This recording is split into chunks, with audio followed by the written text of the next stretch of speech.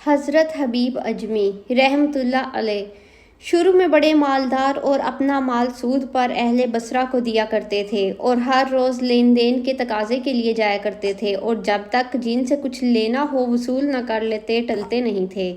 ایک روز اپنے مال کی طلب کے لیے ایک گھر میں گئے۔ وہ قرضدار گھر میں نہ تھا۔ اس کی بیوی نے کہا کہ میرا خاوند گھر میں نہیں اور میرے پاس کچھ نہیں۔ ہاں، میں نے آج ایک بھیڑ ذبح کی تھی، اس کی گردن میرے پاس ہے، اور اگر آپ چاہیں تو وہ لے جائیں۔ آپ نے کہا اچھا دے دو۔ اس عورت نے وہ گردن آپ کو دے دی، اور آپ وہ سیری لے کر اپنے گھر آئے اور اپنی بیوی سے کہا کہ یہ سیری سود میں آئی ہے، پکاؤ۔ بیوی نے کہا روٹیاں اور لکڑیاں نہیں ہیں۔ آپ نے کہا میں ابھی جا کر سود میں روٹیاں اور لکڑیاں لے کر آتا ہوں۔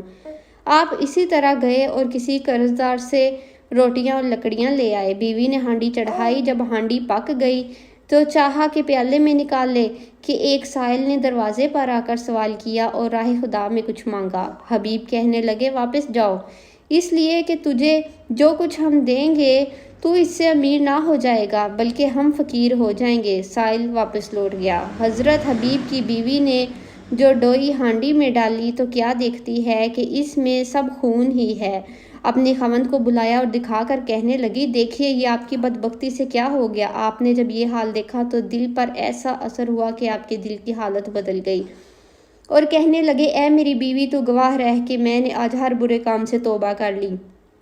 پھر آپ باہر نکلے تاکہ قرضداروں کو تلاش کر کے اپنا مال و زر واپس لیں اور پھر سود پر نہ چلائیں۔ جمعہ کا روز تھا اور لڑکے کھیل رہے تھے۔ ان لڑکوں نے جب حضرت حبیب کو دیکھا تو کہنے لگے دیکھو سود خور آ رہا ہے، الگ ہو جاؤ، ایسا نہ ہو کہ اس کے پاؤں کی گرد ہم پر پڑے اور ہم بھی اسی طرح بدبخت ہو جائیں۔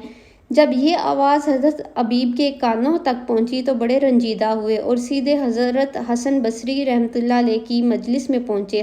حضرت حسن بصری نے ان کو کچھ کلمات بیان کیے تو حضرت حبیب کی کایا پلٹ گئی، اور جب وہاں سے نکلے تو اللہ کے محبوب بن کر نکلے۔ واپس آتے ہوئے آپ کا ایک مقروض آپ کو دیکھ کر بھاگا۔ آپ نے اسے آواز دی اور فرمایا بھائی اب تو مجھ سے نہ بھاگ، اب مجھے تجھ سے بھاگنا چاہیے۔ یہ کہا اور گھر کی طرف لوٹ آئے۔ راستے میں پھر وہی لڑکے کھیلتے ملے تو انہوں نے جب حضرت حبیب کو دیکھا تو آپس میں کہنے لگے کہ الگ ہو جاؤ، حبیب توبہ کر کے آ رہا ہے، اب جو ہماری گرد اس پر پڑ گئی تو ایسا نہ ہو کہ ہم گناہ گار ہو جائیں۔